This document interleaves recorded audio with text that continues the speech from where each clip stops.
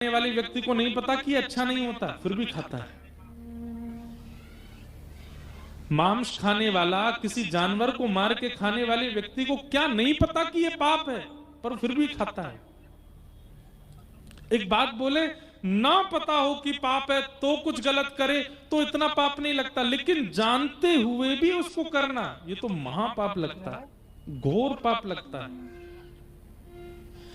और मांस खाने वाले सब लोग घोर पाप ही कर रहे हैं। क्यों? उनको पता है कि एक जानवर मारा गया है हमारे लिए, फिर भी खाते हैं उसको। इसी को कहते हैं विमार्ग। शास्त्र मना करते हैं, वेद पुराण मना करते हैं, गुरुजन मना करते हैं नहीं खाओ, फिर भी खाते हैं। विमार्ग। जिस मार्ग के लिए मना किया गया उस मार्ग पर चलना, यह महापाप है। और क्रोधाग्नि दग्धा, तीसरा पाप क्या बताया? भयंकर गुस्सा। छोटा मोटा गुस्सा, थोड़ा मोटा गुस्सा चलेगा, लेकिन भयानक क्रोध आना, और भयानक क्रोध में कुछ भी बोल देना, कुछ भी कह देना, हाथापाई कर देना, कुछ फेंक देना, उठा देना, इस प्रकार की क्रिया करना, ये महापाप। क्रोधाग्नि दग्धा।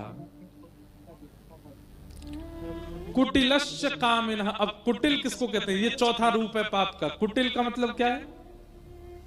आपके मुंह पे क्या बोलेगा? बहुत अच्छे बेटा, अच्छे से पढ़ाई करना, खूब अच्छे जाना आगे, इतने परसेंटेज मुझे चाहिए तुम्हारे, 80% से कम नहीं आने चाहिए। पर मनी मन क्या सोच रहे हैं? फेल हो जाए। मुख पर क्या दिखा रहे हैं? कि तुम अच्छे बनो, तुम्हारा ब्याह बहुत अच्छा हो, पति पत्नी दोनों का ब्याह हुआ, उनसे कह रहे हैं बहुत अच्छे से रहना, भगवान करे तुम सदा सुखी रहो। पर मनी मन क्या सोच? तुम्हारा ब्याह टूट जाए, चले ही नहीं जाता। मुख से दिखा कुछ रहे हैं पर भीतर से कुछ और है। इसको कहते हैं कुटिल व्यक्ति, पाप है। और ऐसे लोगों की संख्या बहुत है संसार में। वो दिखाते अपने आप को बहुत प्रेमी हैं, पर हैं नहीं।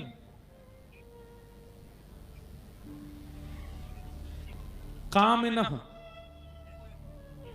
काम भावना चित्त में, जिसको देख लें, जिसके स्वरूप का दर्शन कर लें, जिस स्थान पर चले जाएं, उनके चित्त में केवल काम ही आता और कोई बात ही नहीं आती।